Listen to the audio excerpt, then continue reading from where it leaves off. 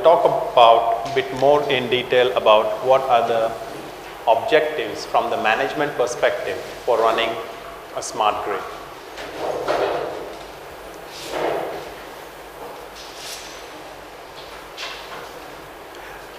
The outline for the presentation today is having a look into objectives, energy efficiency, demand management, loss reduction, utility, cost reduction, energy prices and emissions.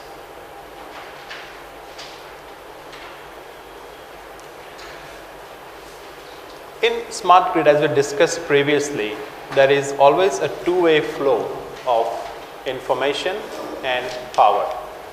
So this is the backbone for smart grid development. The way the smart grid operates is on the basis of two-way information flow. This is important because it helps in the realization of several key objectives, management objectives that aim to achieve smarter and greener energy. This includes energy efficiency improvement, reduction in cost, demand balance as in demand of energy, balancing the demand for energy, reducing emissions and consequently resulting in reduced pollution. Some of these objectives may not be possible in a traditional grid environment because of the lack of two-way communication in a traditional grid. Traditional grid, there is only one-way flow, and that is from the grid to the end consumer, and that flow only relates to power. It is power that passes from the grid to the consumer. There is no information about the consumption pattern. That information is not flown from the consumer to the utility grid. It only happens once a month, probably when you receive your electricity bill.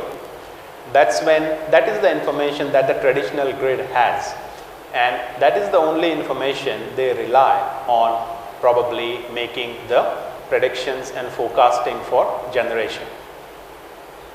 But this scenario changes with smart grid, because smart grid provides that additional benefit, additional information that helps grids to make more informed decisions based upon demand information supplied by the consumers.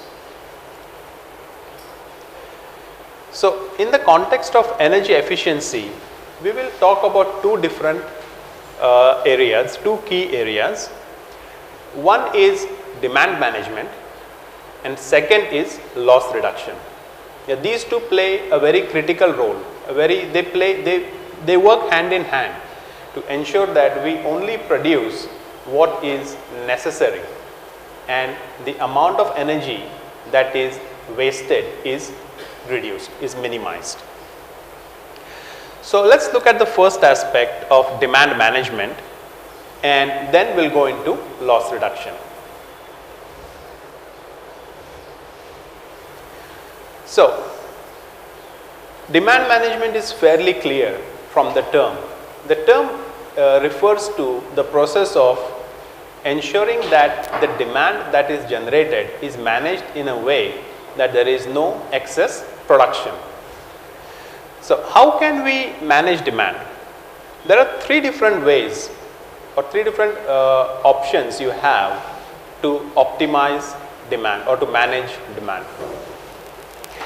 The first option is shifting demand, which means if there is demand, a total demand for a day is 100 units, we can shift that demand and make the demand curve more flattened rather than several peaks during the peak time.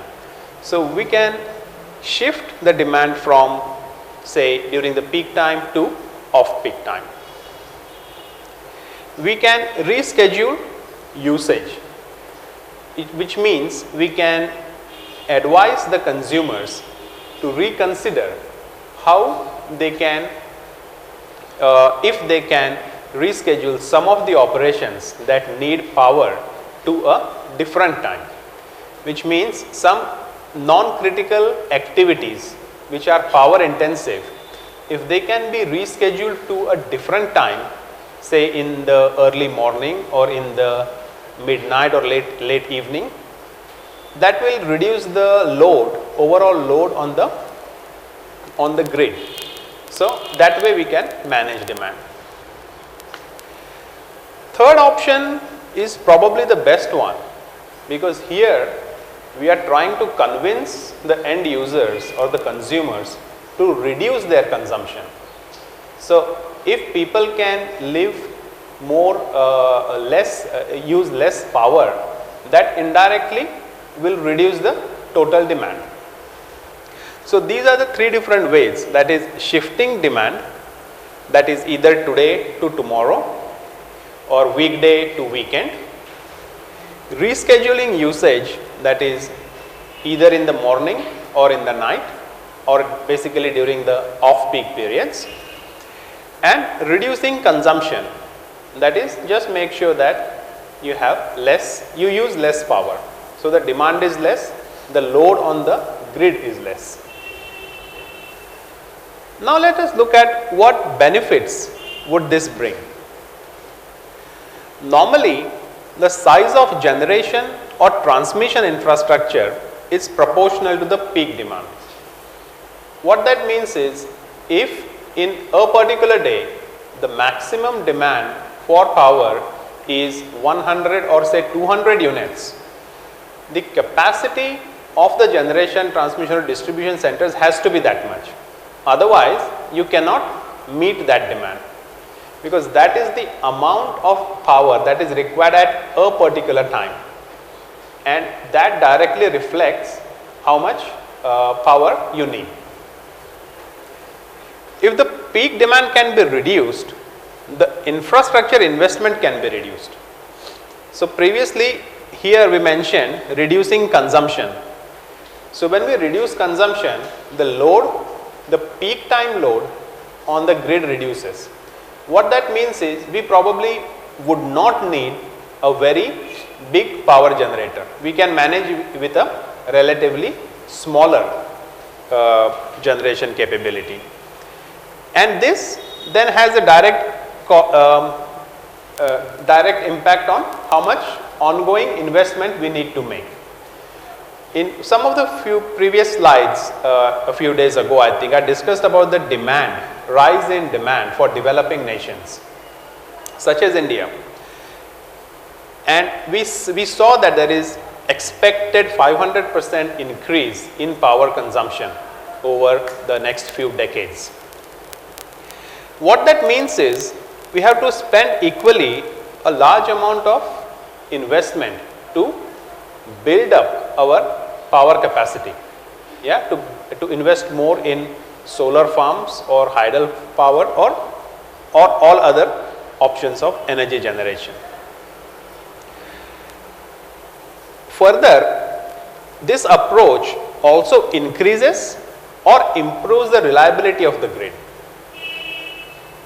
because if you are able to consistently supply the amount of energy that is needed on a regular basis, that has a direct impact on reliability. So your network as such will become highly reliable. So if demand can be managed, reliability can be improved. What are some of the ways in which we can manage demand? We can optimize buildings' energy consumption by using control algorithms, or it is also called as building automation systems, in which we design the buildings with technology, with the support of technology, that make sure that the building as a whole or the building envelope as a whole performs very well. In a sense, It is very well insulated, which reduces the need to have HVAC systems running 24 hours. It also means that there is no loss of energy, and that can be done using developing control algorithms that can control different components within the building, different aspects of the building. For example, which is the main area from where heat transmission or dissipation occurs? Probably at the entrance of the building. If that entrance of the building has two doors, one door that opens first, people come in, that door closes, second door opens, people enter the building, which is a very popular practice to ensure that the outside and the inside air does not flow out, which means the internal temperature of the building can be maintained.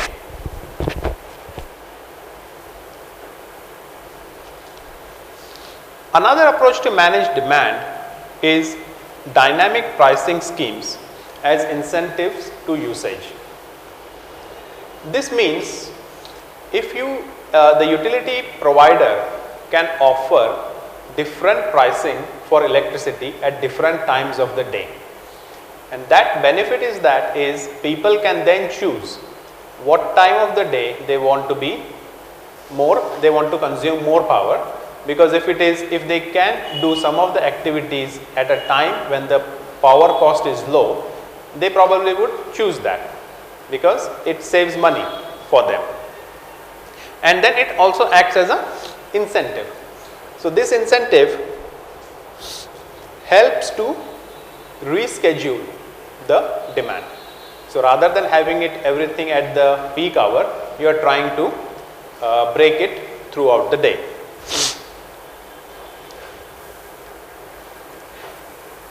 Network congestion game, where users allocate demand based upon other user actions.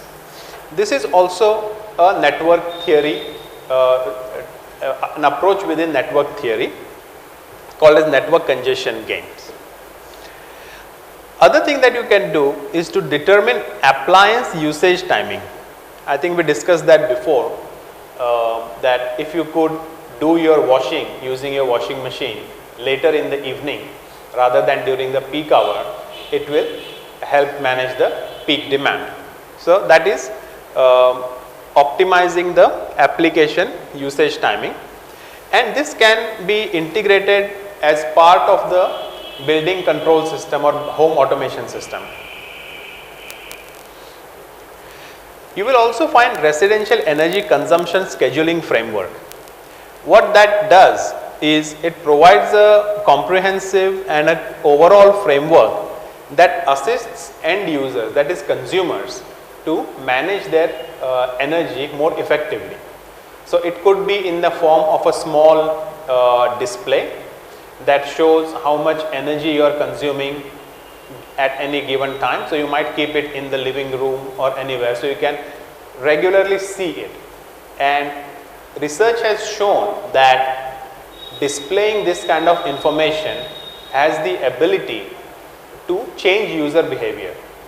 So users see that, oh, I'm using a lot of energy, what is it, where is the energy being used at the moment? They realize that some bulbs or some tube lights are switched on in the room where there is nobody. So they can go and switch it off, and then they realize, oh, the consumption has gone down and they have saved some amount of money. So that brings that helps to change the user behavior, and in turn helps overall energy reduction. Similar to dynamic pricing, there is also price tariffs based on time and level of use. Here there are two things to consider: what time we are going to use the power, and what amount of power you are going to use at that time.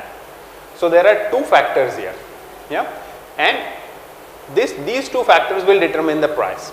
For example, if you are only going to use few units for 2 or 3 minutes, maybe you are starting the kettle or using the microwave for just a minute or two,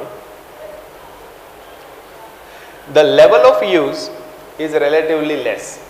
Yeah, that demand will be finished in 2 or 3 minutes. And the time probably is maybe in the early morning, you are getting ready to work, you want to have your breakfast, you heat up milk or put bread in the toaster or something like that. Yeah.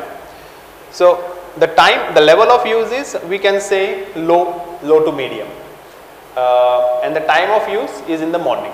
So there will be pricing plans that say, if you use power in the morning from 7 to 9 for 5 to 10 minutes overall, your price tariff is going to be this much. In the same way, if you are going to use it for an extended period, yeah, probably 1 or 2 hours maybe, and the type of the appliance that is being used is air conditioning, your price tariff will be different. So at the same time, there could be different pricing based upon what equipment you are using and how long you are using it for.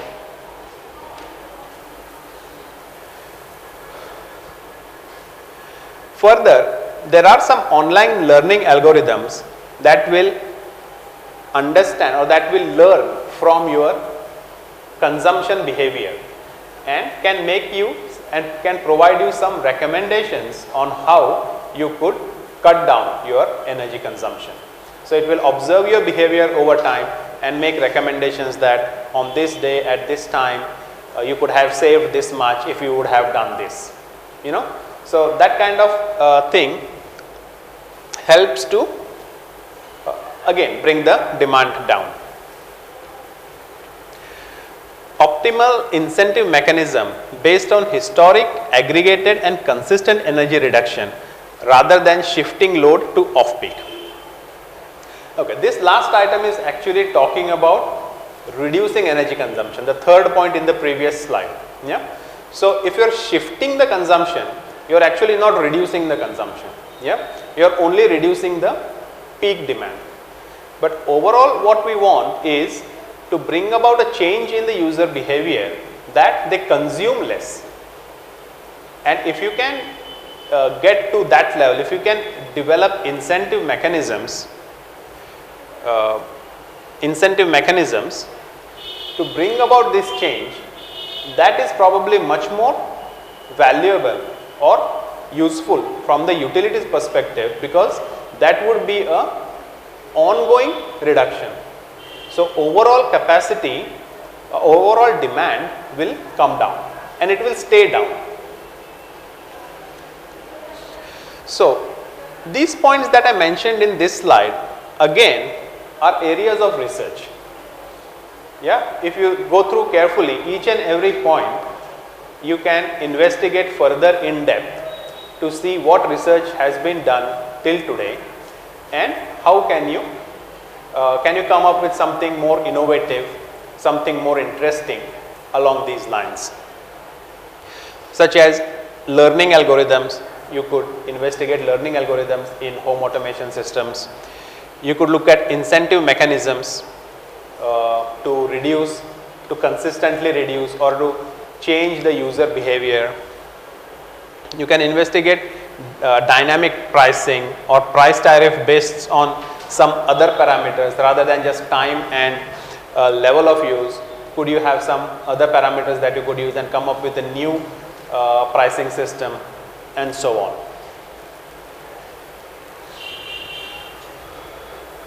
The next thing that we will discuss is loss reduction. So this is in contrast to demand management. Demand management, we are trying to reduce the demand. In loss reduction, we are trying to make sure that we can reduce the loss as much as possible so that the relative capacity is higher. So this becomes more challenging in smart grid because distributed energy resources are owned by individuals and not all individuals own it. Participation cannot be guaranteed but can only be predicted. In a traditional grid, you can have a very good idea of how much transmission loss you can have, yeah, based upon where distribution generation happens to transmission and to distribution. You can have a way of working out how much loss you can expect. But this becomes problematic in smart grids, because it's not only a central generation, but we have lots of smart grids, distributed energy resources that can generate or that may generate or may not generate, or they can generate but may not share. They can generate it for themselves, they can use it, and if there is excess they can store it for next day. So there is a probability that we cannot determine how much these distributed sources can contribute to the overall capacity, and hence loss reduction detection becomes more challenging, because we don't know how much we are going to get. So how can this be achieved in smart grid? So we have this problem, we want to solve this, so we have to look for solutions to this problem. So what can we do? One option may be we can statistically model location of the DERs. So the more distributed, the more geographically distributed they are, the better. Not just geographical distribution, but also considering the demand for that particular geography, and then having these sources around those areas. So if it is within the CBD, in the main business district, main business area, there will be a lot of demand from the commercial or retail sector. Yeah, so we should have higher capacity DERs in that area. And here when we talk about DER, we are not only limiting ourselves to residential. Yeah, it is residential, retail, commercial, everyone. Anyone who we can imagine can put solar panels within there on the rooftop. They are all included within that area, within this context. We can also think of configuring optimal mix of different DER types. Yeah, so it is not only solar, but can we put wind, or can we have something else? Can we have battery storage instead of just generation? Can we generate and store and then use it as and when needed? Can we have more electric vehicles within that area? Can these vehicles generate more energy using the solar ability? And if you have any other ideas to solve this. So this is also a very open and a good area of research to further investigate. So let us look at utility, cost and profit. So what do we want? What are the critical objectives for these three dimensions? We want to improve the overall utility, we want to increase the profit, and we want to reduce the cost. So you can consider this as a triangle, and each of the vertex of the triangle is one of these objectives, and we want to ensure that all these three objectives are met. That is, we have the highest profit, we have the lowest cost, and we have the best utility. So from individual users perspective, what can be done? We can have real time demand response model in place, which can be realized using AMI infrastructure. Discover all available renewable energy resources within a microgrid. Then develop a reliable access strategy.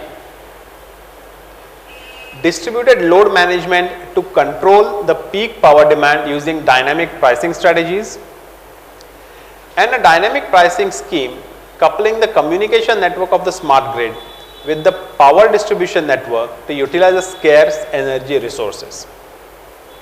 So what you can see here is some approach from an individual user's perspective, what can be done.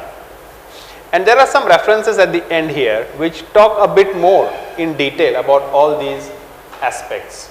And these are relatively new research works. For example, developing a access strategy. So when there is a sudden burst in demand, how do you choose where do you source your power from? Yeah, do you have a strategy for doing that? And if so, is it an optimal strategy? What are the factors that you consider when when developing that access strategy? Is it fair to everyone, or is it only one person or one building that is always affected? Because solar panels have the generation capacity of solar panel diminishes over time, and the more it is used, the less the capacity will go down gradually. So if we consistently just use only one supply, only one person, one source, their infrastructure may degrade. So that is one. So when developing an access strategy, you can think about, is it a fair access strategy? Yeah, or can you do something to improve that, and so on.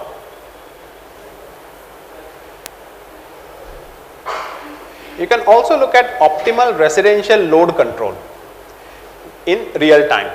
So load control is possible. I mean, there are many methods of managing load within the this sector, but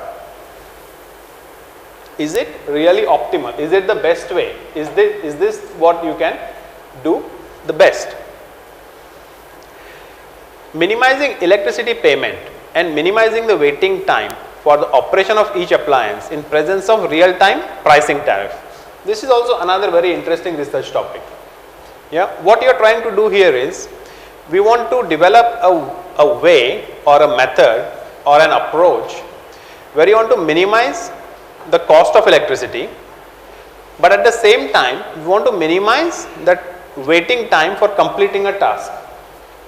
Yeah, for example, so this becomes a optimization problem. You want to wash your clothes, yeah, or you want to arrange a meeting and you want the air conditioning to be on in the building. So that is the activity. However, while doing that activity, you want to ensure that it does not cost you so much. So how would you optimize this problem? How would you schedule the time of the meeting? Yeah, is it possible to schedule dynamically? You cannot. Yeah, how would you notify all the users that we will let you know early in the morning when the meeting will start, or the day before? It will very much depend upon when the pricing signal comes from the utility. If the pricing signal comes from the utility one day before, then you can optimize the scheduling of the meeting. Then you can say, okay, we'll start from 10 o'clock, the meeting will be from 10 to 2, because in that time the relative price of power is less, and that has been notified to us yesterday. So you can do that. So you can achieve multiple objectives. So this is an example of decision making. Yeah, multi-objective decision making, MODM. You can also implement energy management systems for residential demand response. You could schedule residential appliance usage at different times based upon this strategy. You could also estimate future energy prices. Yeah, so the example that I just now discussed about when to schedule your meeting, if the utility does not provide you the time, the tariff one day in advance, can you develop a method that can predict or estimate what would be the pricing tomorrow? Yeah, based upon historical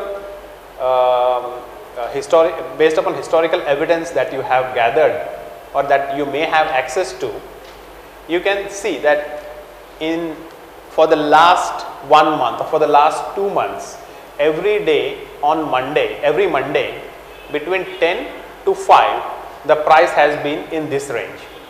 So what is the probability that that would change significantly?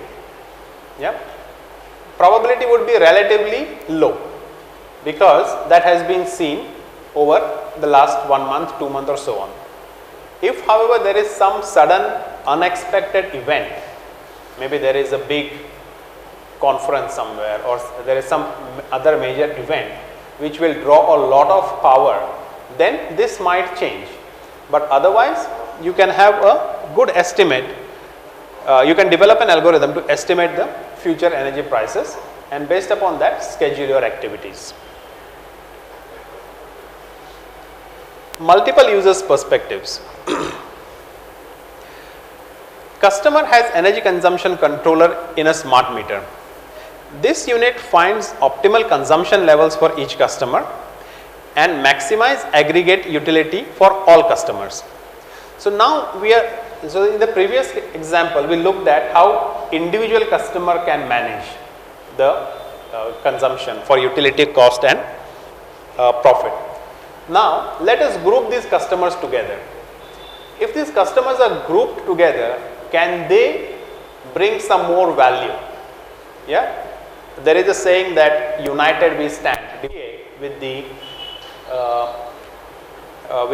utility provider. So instead of the utility provider giving you a price tariff, could you bargain or negotiate a different pricing for your group? Yeah, there is opportunity for research in that direction as well. Electrical energy bill minimization for cooperative networked customers in a building or commercial space. Non-interruptible versus interruptible jobs. Schedule user requests for appliances use.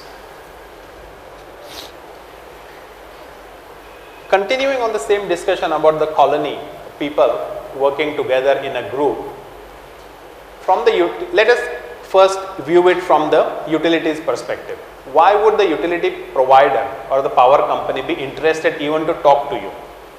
Yeah, let us consider an example of a building like a colony which has 1500 flats or 2000 flats. Utilities point of view, such a big consumer represents a big challenge because they contribute a lot to the overall demand. If the utility is in a position to guarantee what the demand would be, it would be good for their forecasting model to work more efficiently. Which means if there are 1 lakh customers, from that 2000 customers, they know that 2000 customers will only need 200 units. So they can assign 200 units for these 2000 customers. Now they have to think about the remaining 98,000 customers. Yeah. So instead of this 2000, if the colony is bigger, say 10,000 customers. Yeah. So 10% of power management, generation management for the utility represents a big amount of thing for them. So if they can have a very high probability of how much demand would generate from that 10% of their consumers, it represents a good input for their forecasting model, and that would bring them onto the negotiation table. So as a collective, a cooperative, non-interruptible versus interruptible jobs. So jobs that can be interrupted, which means it does not depend when the job completes, those kind of jobs can be scheduled at any other time. So scheduling of non-interruptible jobs is easier. Interruptible jobs is easier, but those jobs that are non-interruptible, they cannot be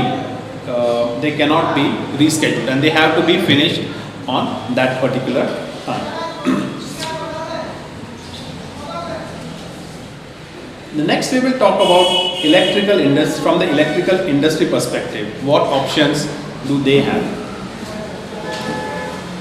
They could come up with dynamic pricing schemes as incentives for customers to reduce overall load profile that will suit the utility's capacity.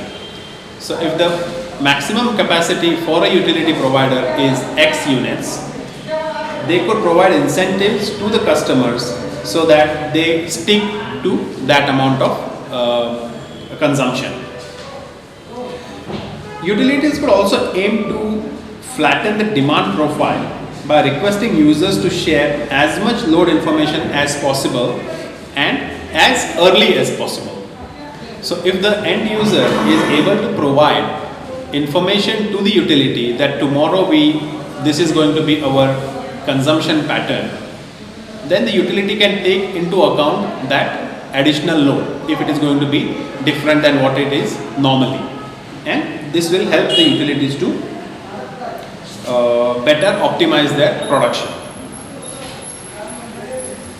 Utilities could also use local sources in the smart grids to improve power quality.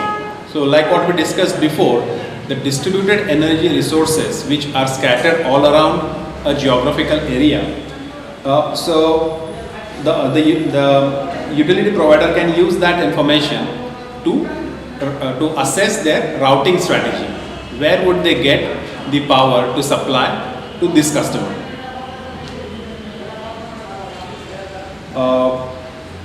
They can also improve systemic cost and load reduction cost over existing networks.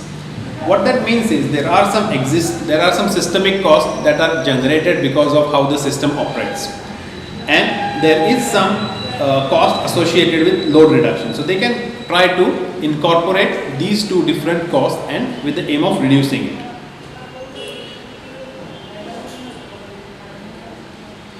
They could also allocate energy from renewable and non-renewable sources to consumers who have flexible usage requirement.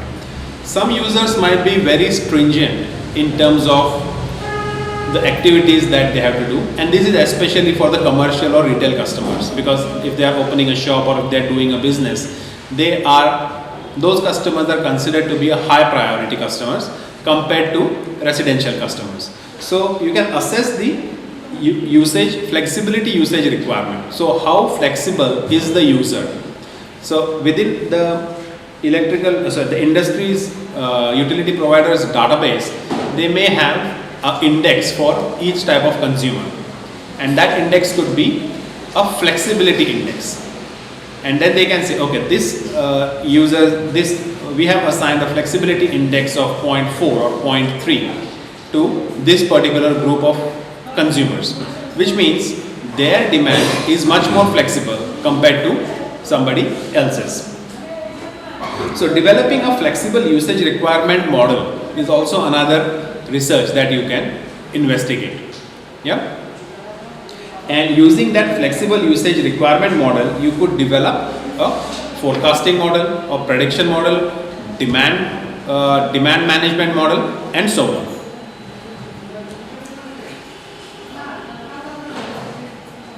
You can also have auctioning strategy for maximizing profit for utilities by using adaptive bidding in presence of risk and price prediction.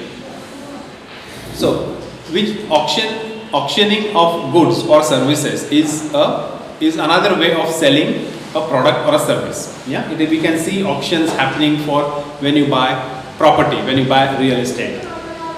Same analogy can be applied when we are using in the smart grid context for defining the pricing.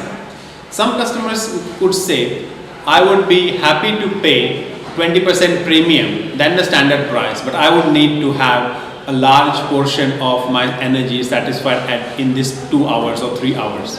Yeah, so they will be willing to pay a higher price for getting that reliability, getting that guarantee that they would have the access to the power at that time. Further, the utilities companies can also optimize the charging and discharging of electrical vehicles. So they could develop a model, develop a strategy on how this can be achieved, and that could, with a constraint that the overall profit of the utility company has to go up, because in the end that is what they want to do. So they could even integrate electric vehicles with a charging and discharging option where there will be a different pricing scheme as well. So if there is peak load, they would probably not charge. If there is peak shaving time, load shaving time, they could use it at that time. Within energy pricing, there can be different types of algorithms. So for example, stabilizing pricing algorithms. We do not want too much variation in pricing every now and then. Why? Because customers sometimes probably do not have time every time to see what is the price at the moment when they are going to use a particular, when they are going to use power. Yeah, so if I am going to switch on the button to start the fan, I am not going to log on to my phone to see, okay, what is the price now? Shall I switch on the fan or not? You know, we need some kind of stability in pricing, at least for some duration. It may be for 3 hours at a time, the price is fixed, or 2 hours, not like price changing like in the stock market. You know, you don't want that thing to happen. So, to develop a stabilizing pricing algorithm, it would put constraint on demand management as well as demand forecasting, because once the utility has fixed the price for 3 hours or 2 hours, whatever they have, whatever their forecasting has been done should work for that time. Yeah, so if their forecasting is fairly close to what they would need, it will be good. But if the demand suddenly goes up, people think that, oh, this price is good, I can afford this price. Yeah, then suddenly you might find the demand for power going up more than the capacity of the power system. So this brings in not only the science and engineering aspect, but it also brings in economics. Yeah, what is the affordability of each consumer? Does the utility know that? If they do not know, then that is a problem, because pricing should have to come up with a pricing system, pricing mechanism that would work effectively. You would need to know that information. You should have a relative idea of what is the buying capacity or purchasing power of that consumer. Along with pricing algorithm, you would also need to characterize dynamic evolution of supply. Yeah? Dynamic evolution of supply, what does that mean? How many different types of providers are coming onto the market? So how many distributed energy resources are contributing energy to the system, to the grid at a particular time, and how long is it going to be like that? So that is from the supply side. Similarly, we have to look at it from the demand side as well. And the demand side means, can you characterize how the demand is going to be?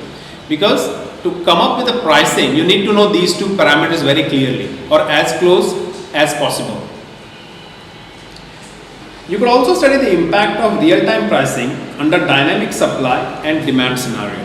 So you have dynamic supply, you have dynamic demand, and you have dynamic pricing. So it's a very highly stochastic model, because there are 3 stochastic variables here: price, demand, and supply. And how do you come up with a model to achieve that?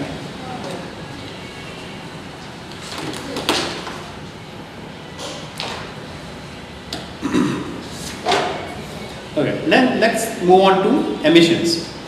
Low carbon scheduling. This is a concept that probably is quite interesting for you to study. Low carbon scheduling, from what can you understand from that term? We want to schedule something which generates less emissions, less carbon to the environment. So when you are developing an algorithm for anything within the smart grid context, do you consider the impact that has on emissions? Energy sources as a way to reduce emissions. We could ensure effective coordination between different technologies so that there is no loss of energy or associated activities resulting in additional emissions. We could have control algorithms to shape demand of large consumers such as big buildings or freezer units to ensure that the demand it does not result in excessive emissions. We can use to achieve these items that we discussed in the previous sections. So there are 4 different management methods that I will go through: dynamic, stochastic, PSO, and robust programming. We will also go through machine learning and game theory. So some of the things that you could investigate further to solve the problems that we have discussed before. Management solutions, optimization. So common optimization approaches is one of the common approach for optimization is dynamic programming. There is also time varying processes such as stochastic programming and robust programming. Further, PSO or machine learning can be categorized as a complex constraint optimization problem. So if you have, depending upon the type of the problem, you can apply a type of a solution.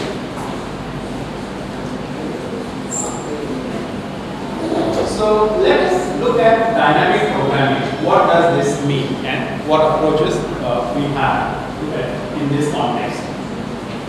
Dynamic programming is a method for solving a complex problem by breaking it down into a collection of simpler sub-problems, solving each of these sub-problems just once and storing their solutions, ideally using a memory-based data structure.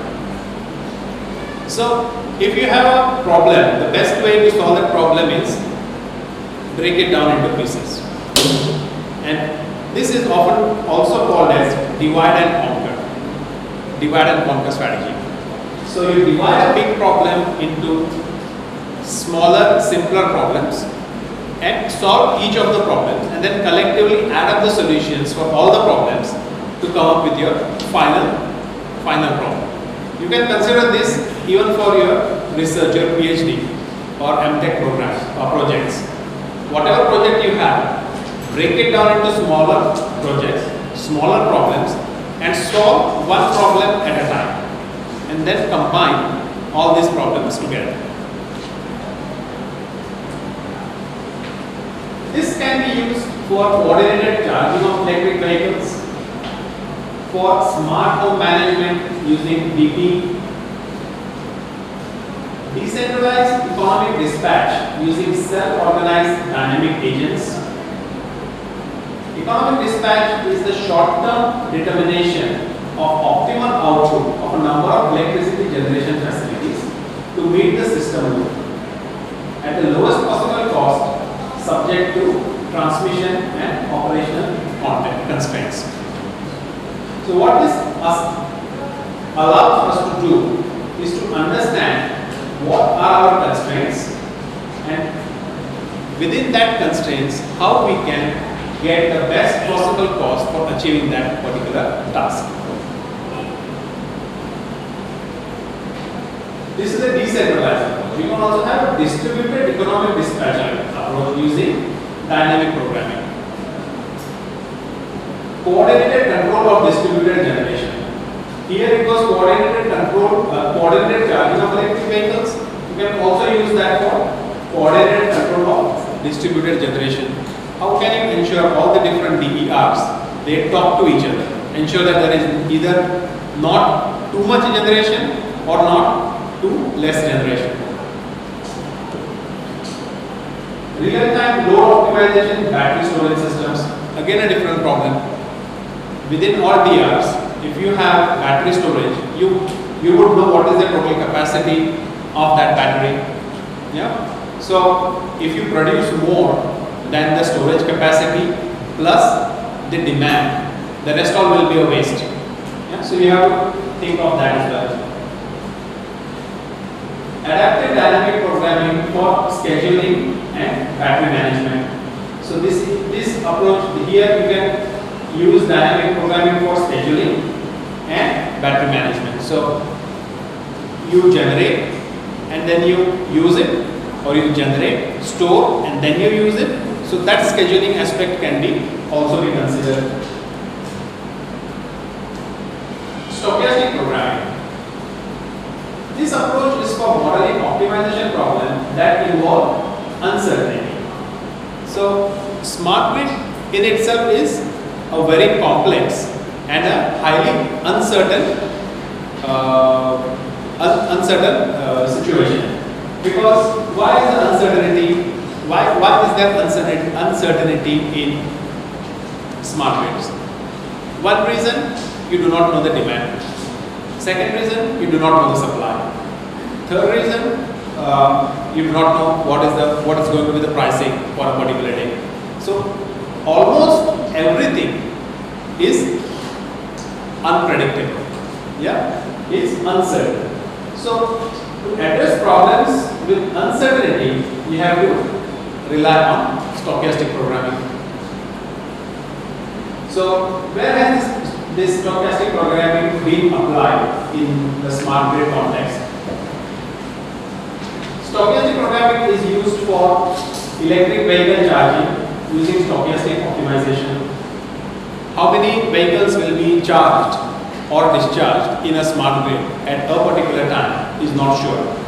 Yeah, so it is uncertain. It is an uncertainty problem. Wherever there is uncertainty, you have to apply a stochastic method. Optimizing power flow with high variability and uncertainty. Again, uncertainty. So whenever you come across the term uncertainty, you directly should remember that uncertainty means stochastic. Stochastic situation means stochastic programming approach. Real-time price-based demand response for residential appliances using stochastic optimization. So you can see various areas in which stochastic optimization approaches are used within smart grid. Robust programming. Optimization problem in which a certain measure of robustness is sought against uncertainty. It can be represented as deterministic variability in the value of parameters of the problem itself and or its solution. So here what we are trying to do, we are trying to reduce the uncertainty. We are adding a bit of robustness to the level of uncertainty. So, certain measure of robustness against uncertainty. We do not want an infinite level of uncertainty. Yeah. If there is some probabilistic measure of uncertainty, it is much better than completely being uncertain. So, price-based idea for residential appliances, self-scheduling of hydrothermal under price uncertainties or emission constraints, planning transition of electric vehicles to smart grids, some of the areas where robustness can be applied to for uncertainty, for managing uncertainty. Particle form optimization. PSO algorithms can generate near optimal schedules within manageable computation times. So PSO is a very interesting approach. And why it is interesting? Because it solves a problem in a very unique way. For example, the way PSO works is, you can imagine a flock of birds. Yeah? And they have been given, these all birds are hungry. Yeah? And there is one source of food somewhere on the ground which is hidden. Yeah? So we want to find that source of food. Where is that food coming? The way PSO works is, all the birds come in a particular area and smell. Is the food here? Someone says, okay, I can smell some food here. All the birds gather to in that particular area. Again, what that means is, from a bigger area, bigger problem, we have shortened the problem space. Then again, one of the birds within that group say, oh, I think it is around here. So they flock to that particular point. Eventually, one of the birds will find the food. So that is an approach used in PSO. So what that does is, it incrementally reduces the problem space to get you to a solution.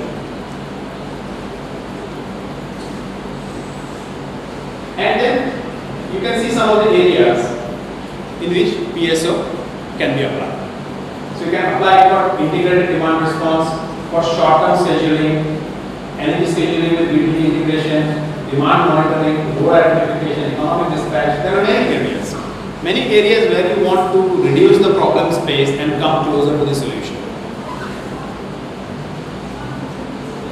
Machine learning is probably everyone might know already, and its applications to in smart grids are immense. ML algorithms can be designed to evolve control systems based on sensor data and historic behavior. We could use it for scheduling residential appliance use based on estimated future price forecast.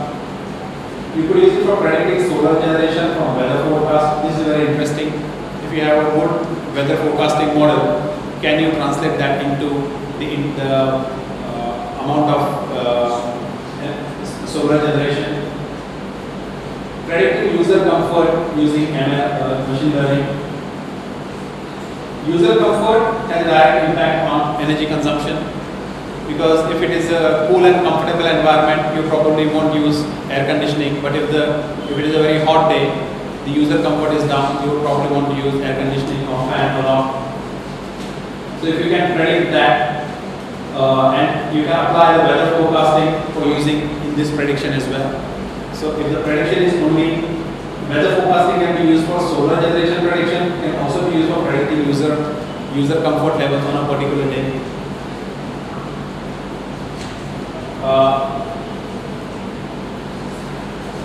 You could detect false data injection into smart grids, fault detection. So within security context also, there is a lot of applications of machine learning algorithms. Also, you could mitigate blackouts in the smart grids by applying machine learning algorithms. So basically, wherever you have historic data or past data or any forecasting information available, you could use this. Another approach is game theory. Game theory is the study of mathematical models of conflict and cooperation between intelligent, rational decision makers. So intelligent and rational. So who are the two decision makers in the context of smart grids? The utilities and the end consumer. Yeah. So both of them are, we hope, are rational and intelligent. If they are, then we could apply game theory. Cooperation between all users cannot be guaranteed in a smart grid. There will be group of users who are cooperative, while others who behave in a selfish manner. Yeah, so that brings us to this aspect of rationality. If everyone behaves in a cooperative manner, the problem for the utility is reduced. But that does not happen in the real world. You will have a group of people who behave cooperatively for the good of the overall network. Some who behave selfishly. So we have to account for both these types of entities. Game theory can address this problem when dealing with demand shaping and load management. So because of the selfish behavior and cooperative behavior, it has direct impact on total demand. So game theory approaches can be used in this context. So in conclusion, what did we go through in today's session? We studied about the key management objectives within the context of smart grid: energy efficiency, demand management, loss reduction, cost reduction. Some of the very critical aspects we have to consider within the context of smart grid. We also looked at some tools and techniques that we can apply for realizing these objectives. So one thing that you can think about is from the objectives perspective, you can categorize research works into different categories.